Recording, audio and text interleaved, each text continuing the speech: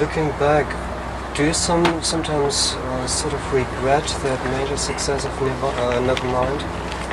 I don't. No, because for the most part, I'm pretty convinced that most people like that record, you know? So the more the merrier. I mean, the more people that can listen to your music and enjoy it, the better it is, you know?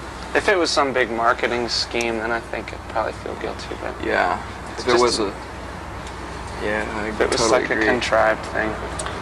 But it just happened organically, more organically than anything has in a long time, you know? So...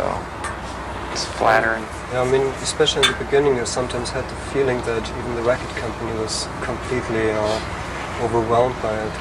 They didn't expect it. Yeah, they were. They shipped like 40,000 copies, and it was sold out in like a day or two. Then you couldn't get the record for like a week until they...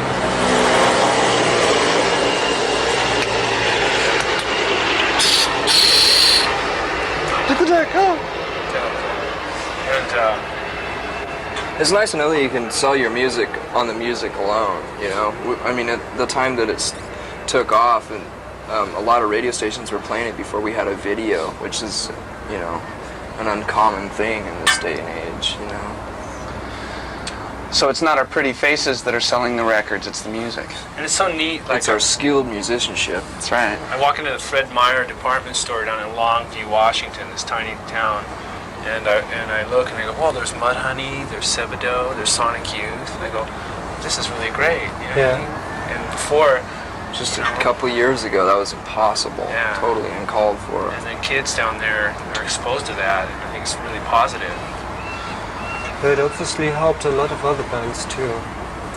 What happened to us has kind of opened a lot of doors. I think we were in the right place at the right time for like a rock and roll, because those old rock dinosaurs, all the poofy-doo hairspray bands were just hanging on and doing the same thing, basically emulating Hanoi rocks like over and over again, and it stagnated like the Soviet economy or something. You know what I mean? Yeah, it got just as boring as grunge will within this year, you know? We did a photo shoot with someone for a cover of a magazine, and he was telling us the story of how Bon Jovi came in and said, he came in with a flannel shirt on, and he said, make me look like Nirvana.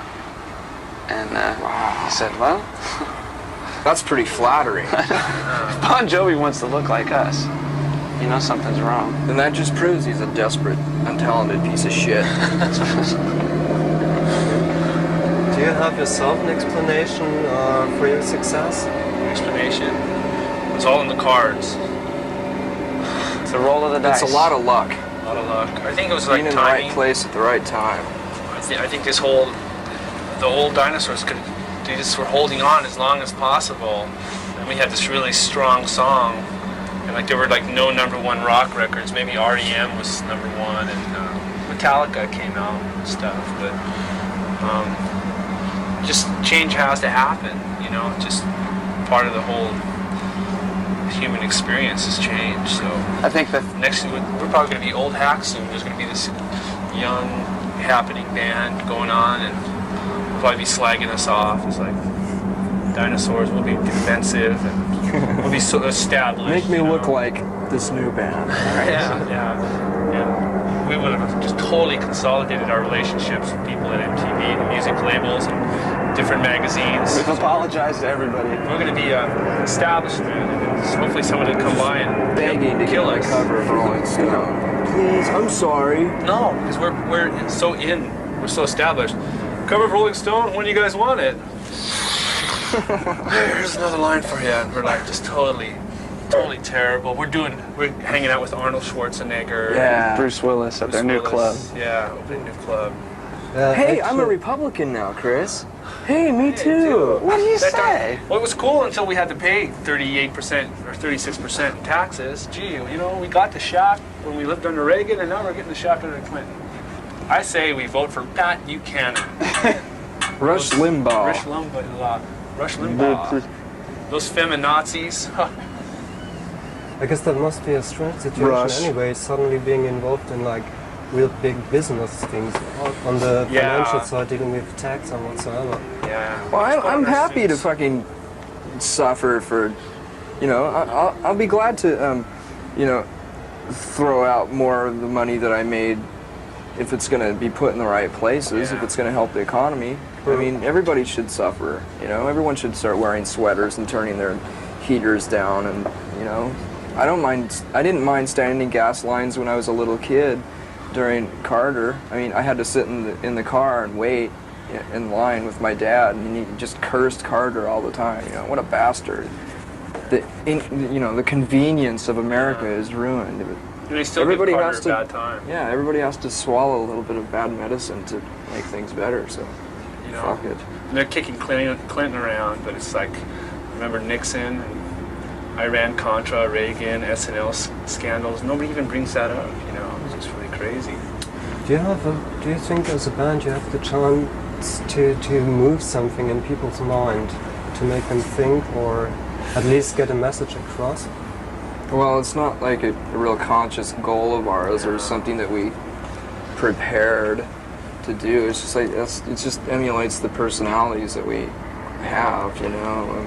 We've always been conscious of political things as much as our, you know, mental capacity can hold, and we've just been aware of things, and it just kind of surfaces, it comes out just because that's what happens. I mean, we don't have like this angle that we're like a political band or anything. We've always tried really hard to not put out too much of an image of being too politically conscious, you know, so it gets in the way of the music, because you know, that's more important. And I think too, like in this country, that people are so apathetic and they're so unconscious in front of their TV sets, and somebody like us who has somewhat awareness, it makes it look like we're really aware.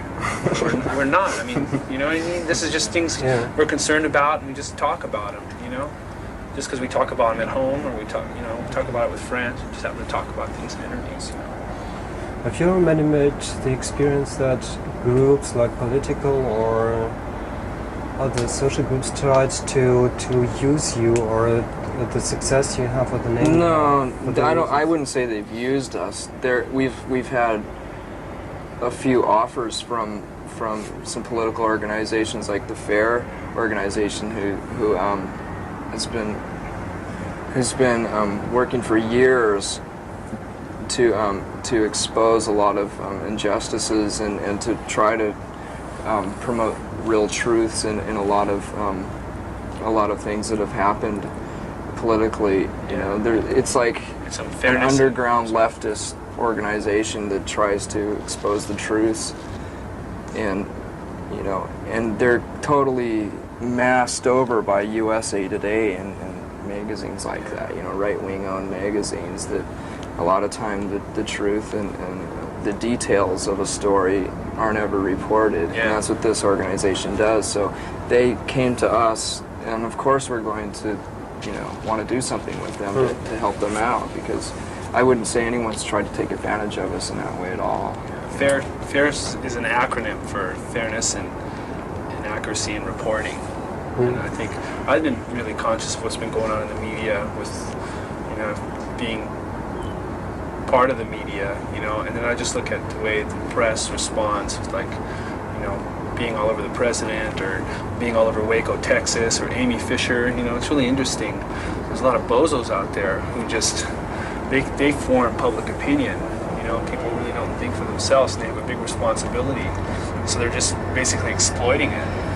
And there's this group here that just is into like truth, reality. Ja, that leads me to